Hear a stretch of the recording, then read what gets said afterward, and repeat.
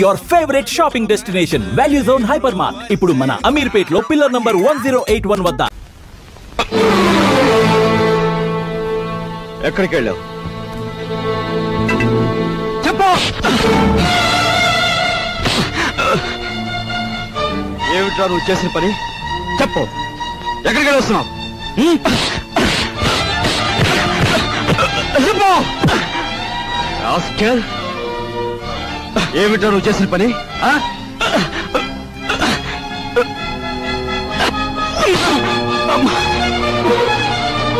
చెప్పరా రాస్కెల్, చెప్పు. లేదురా నీకు? మీ నాన్నగారు పోయి పట్టుమని 10 రోజులు కాలేదు. ఏం చేశాడని రా వాడిని అలా కొడుతున్నావు? మీ నాన్నగారు ఏనాడైనా వీడిని ఇలా కొట్టడం చూసావా? వీడు చేసిన పనికి కొట్టడం కదమ్మా, చంపాలి. చంపి నిన్ను పాతేయాలి. ఏం చేశాడు అంత పెద్ద తప్పు? ఏం చేశాడా వీడు?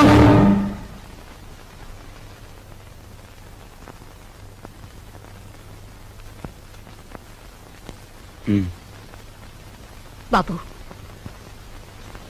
వీడిని తమ్ముడురా. తప్పు చేస్తే శిక్షించాల్సిందే. కాకపోతే ఆ సమయంలో వీడిని తమ్ముడని మాత్రం గుర్తుంచుకుంటే చాలు. పత్రా.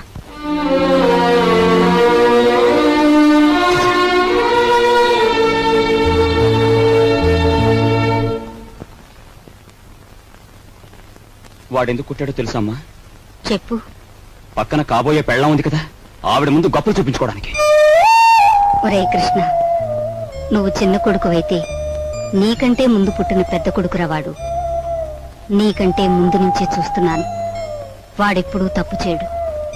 వాడితో ఉన్న ఆ పిల్ల వాడంత గొప్పదని నా అభిప్రాయం. ఏం జరిగిందో తెలుసా అని వాడు నిన్ను చూసి వణికిపోయినప్పుడు నీ గురించి ఏ దుర్వార్త వినవలసి వస్తుందో అని భయపడ్డాను. ఏం జరిగిందని అడగటానికి కూడా ధైర్యం చాలకు వచ్చేశానురా.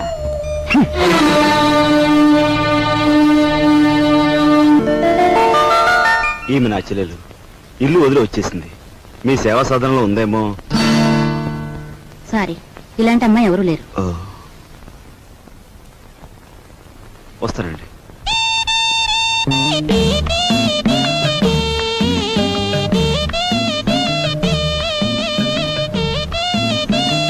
ఇలా రా.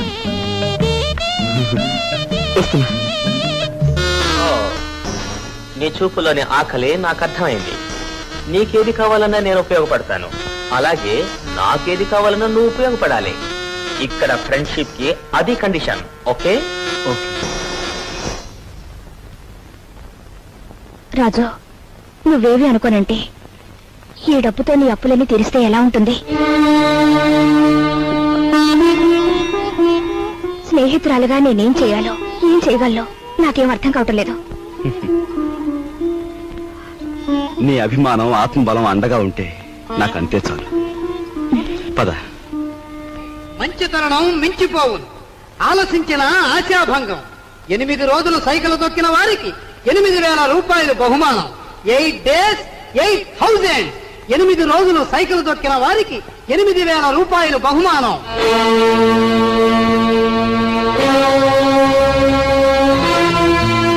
రాజు, అప్పులు తీర్చడానికి నువ్వు సైకిల్ తొక్కుతున్నావట.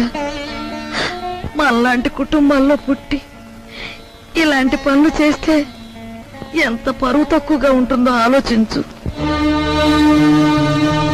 నేను చాటుగానో సన్నాసి బుద్ధితోనో దొంగతనం చేస్తున్నాను అనుకో, లేదా కన్నవాళ్ళనే వెన్నుపోటు పొడుస్తున్నాను అనుకో, లేదా అప్పుల చేత పంచాయతీ జరిపించాను అనుకో, అప్పుడు నేను 10 మంది చేత చీ అనిపించుకునేవాడు అవుతాను. ఏమిటా నువ్వు మాట్లాడేది? మొన్నటికి మొన్న కుమ్మరాడి దగ్గర కూలిపిని కొప్పుకొని ఏంటి పరువు మీద పెద్ద బండ పడేస్తావు. ఇవాళ మీ నాన్న చచ్చిపోయాక. ఆగు, ఇప్పుడు నువ్వేమిటి మాట్లాడింది? మా నాన్న చచ్చిపోయాడా? ఆ మాట నువ్వంటున్నావా? నువ్వు ఏమిట్రా అది? ఆవిడ అలా రెట్టిస్తున్నావు. మరి చూడమ్మా, నాయనమ్మా నాన్న చచ్చిపోయాడు అంటుంది, అత్తయ్య అంటుంది. అసలు నాన్న చచ్చిపోవడం ఏంటమ్మా? Non sense. నాన్న చచ్చిపోలేదు. నాన్న చచ్చిపోలేదు. మనందరం కలిసి ఆయన చంపేశాం. అవునమ్మా, నిర్దాక్షిణ్యంగా కాలు రాసి చంపేశాం. కొండంత మనిషిని చాదస్సుతో కొందరు, స్వార్థంతో కొందరు, ఇలా అందరం కలిసి ఆయన చంపేశాం. ఏ చంపలేదా? ఒక్కసారి మీరందరూ గుండెల మీద చేతులు వేసుకుని ఆలోచించండి. ఆయన జీతం నెలకు 500 రూపాయలు. కేవలం 500 రూపాయలు. తాహతకు మించిన కోరికలు కోరి మనందరం కలిసి ఆయన చంపేశాం. He was successfully murdered by all his family members. నోరుంది కదా అని తప్పులు పడుతున్నారు. నేను చేస్తున్న ఈ పనిలో ఓ పవిత్రమైన ఆశయం ఉందే తప్ప ఇదేం పరువు పోయే పని కాదని నాకు బాగా తెలుసు.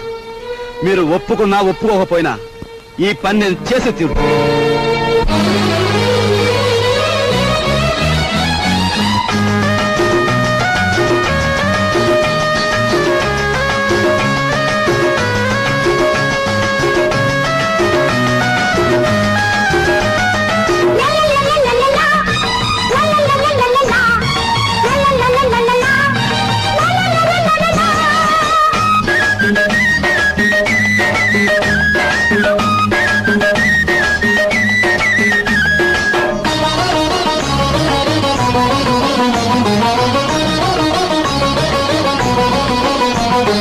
దారి పూల దారి పోవోయి బాటసారి నీ ఆశలే భరించగా ఫలించు విజయభేరి నీ ఆశలే భరించగా ఫలించు విజయభేరి నీ దారి పూల దారి పోవోయి బాటసారి నీ ఆశలే భరించగా ఫలించు విజయభేరి నీ ఆశలే భరించగా ఫలించు విజయభేరి.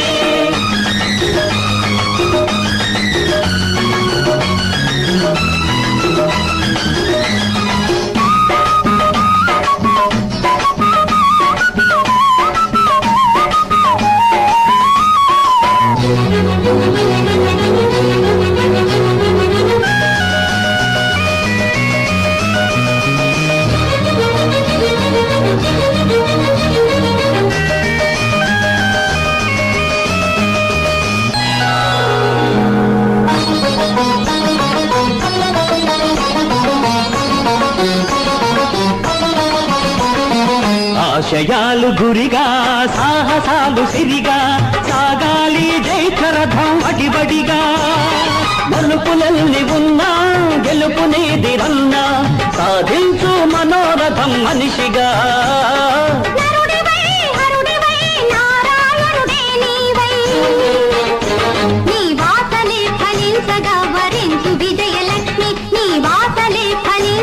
వరించు విజయలక్ష్మి నీ దారి పూల దారి పోవోయి బాటసారి నీ ఆశలే ఫలించగా ఫలించు విజయభేరి నీ ఆశలే ఫలించగా ఫలించు విజయభేరి.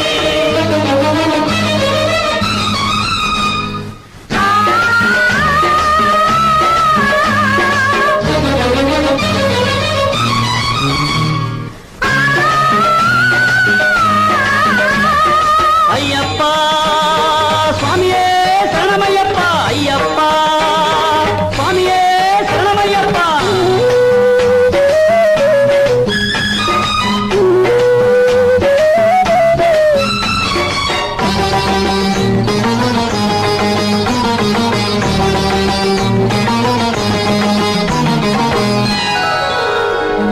కాళరాత్రి ముగిసే కాంతి రేఖ మెరిసే నీ మండిన గుండెల నిట్టూర్పులలో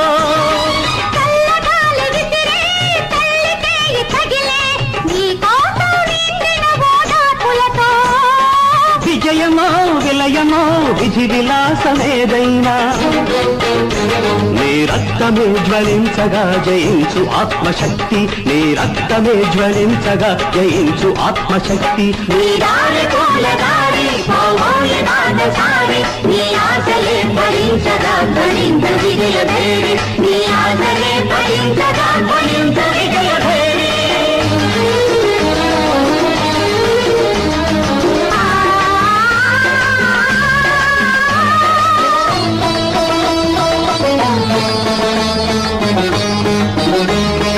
అయ్యప్ప స్వామియే శరణమయ్యప్ప అయ్యప్ప స్వామియే శరణమయ్యప్ప.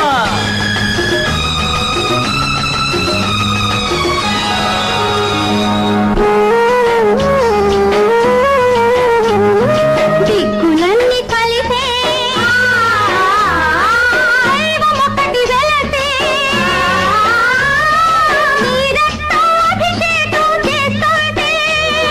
మతములన్నీ కరిగే మమత దివ్య వెలిగే నీ ప్రాణం నైవేద్యం పెడుతుంటే వీరుడివై ఎడమాకుడివి నీవై నీ లక్ష్యమే సిద్ధించగ దీవించు దైవ శక్తి నీ లక్ష్యమే సిద్ధించగ దీవించు దైవ శక్తి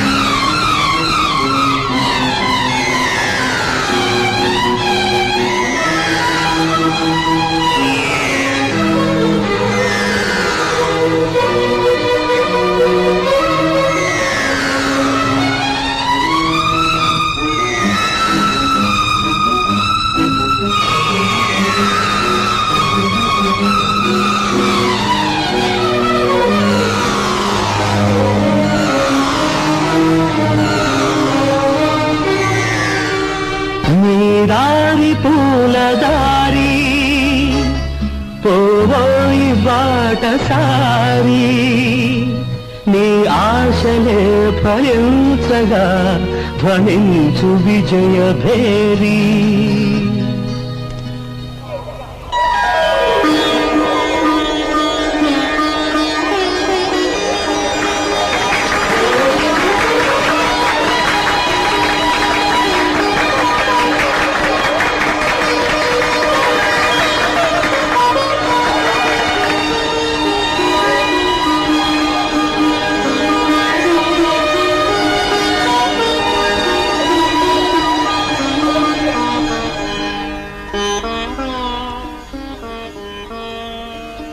ఇవాళ నీ కొడుకు ప్రయోజకుడైనందుకు ఇప్పుడు నువ్వు ఉంటే ఎంత ఆనందించేవాడివిరా.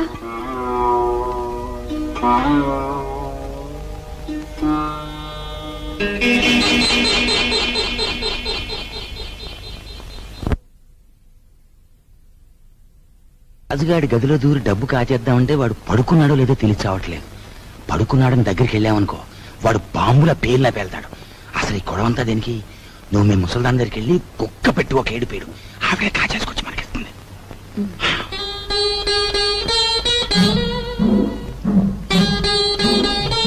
రాజు సైకిల్ దుక్కి సంపాదించిన డబ్బుతో ముందు అప్పులు తీరుస్తానంటున్నాడు. మమ్మల్ని మాత్రం ఆగమంటున్నాడు. వాడు సైకిల్ తొక్కుతానంటే మనం అందరం వాడిని కాదన్నాం. ఇప్పుడు ఆ డబ్బు మనం కావాలంటే ఏం బాగుంటుందమ్మా? అందుకే వాడి చేతుల నుంచి మనం తీసుకోము. మరి నువ్వు ఆ గదిలోకి వెళ్తావు, ఎవ్వరికీ అనుమానం ఉండదు. ఆ డబ్బు నువ్వు తెస్తావు.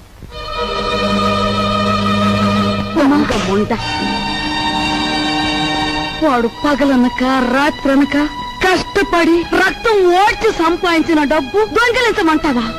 ఆలోచిస్తే నాకు ఇప్పుడు అర్థం అవుతుంది. నా కొడుకు డబ్బు కూడా నువ్వే కాజేశావు. వాళ్ళు నువ్వే చంపేశావు.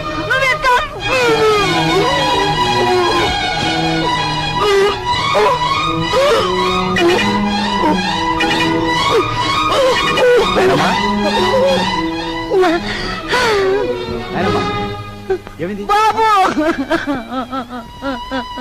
ఏమైందేనమ్మా? ఎందుకు కేకలు పెట్టావు? నాయనమ్మా ఏమైందేనమ్మా? ఏం లేదు బాబు, ఏదో పీడకలు వచ్చింది. మీ నాన్న గుర్తుకొచ్చాడయ్యా. సరే ఊరుకో.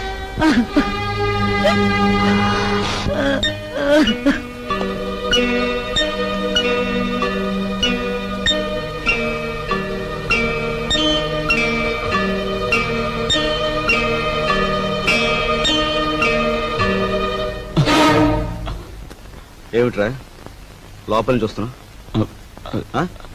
ఏమిటి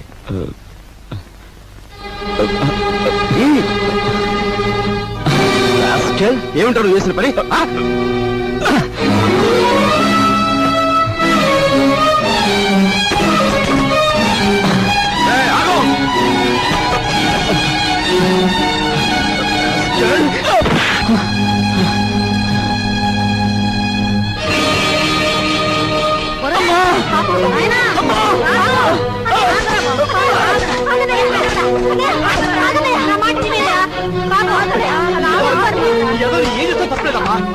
వదలమ్మా, మీరు కూడా అమ్మా.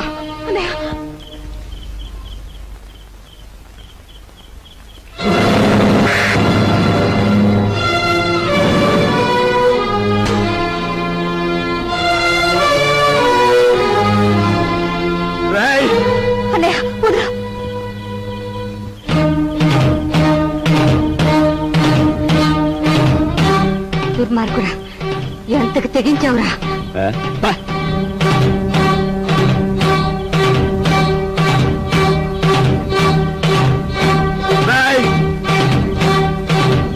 తప్పు చేస్తే శిక్షించాల్సిందే. కాకపోతే ఆ సమయంలో వీడిని తమ్ముడని మాత్రం గుర్తుంచుకుంటే చాలు. తమ్ముడు ఎవడ్రా నీకు తమ్ముడు? ఒక సిగరెట్ వెలిగించినంతసేపు లేదు నీ పెద్దరికం, ఒక దమ్ము లాగినంతసేపు లేదు నీ పెద్దరికం. అందుకోసం నువ్వు ఎగిరిపడిన అవసరం లేదు. ఏమిటి నీ గొప్ప? నాన్న చచ్చిపోయి 4 రోజులు కాలేదు, రకరకాలుగా అధికారం చలాయించాలని చూస్తున్నావు. నీ పెద్దరికం నాకు అక్కర్లేదు. సచ్చినాడా ముసలిముండా. ఐఎమ్ సారీ, నీకు మర్యాద ఇవ్వాలి కదూ. చూడు మిస్టర్, నీకు ఎవరి పెద్దరికం అక్కర్లేదనుకుంటే ఈ ఇంట్లో నుంచి తక్షణం బయటకు వెళ్ళిపోవచ్చు. నేను ఇంట్లోంచి వెళ్ళిపోవాల్సి వస్తే ఏం జరుగుతుందో తెలుసా? నువ్వు ఈ ఇంట్లో ఉండాలంటే ఏం చేయాలో తెలుసా? తెలుసు. నిన్ను అన్నా అని గుర్తించాలి, నువ్వు తంతే పడుండాలి. అంతేకాదు, దున్నపోతుల తింటూ కూర్చోకూడదు. కాయ కష్టం చేసినా సరే సంపాదించాలి, అప్పుడే నీకు తిండి. ఓహో, సంసారం సవ్యంగా సాగాలంటే ఇంట్లో అందరూ కష్టపడాలి, అలాగే ఇంటి పరువు కాపాడాలంటే అందరూ కలిసి ఉండాలి.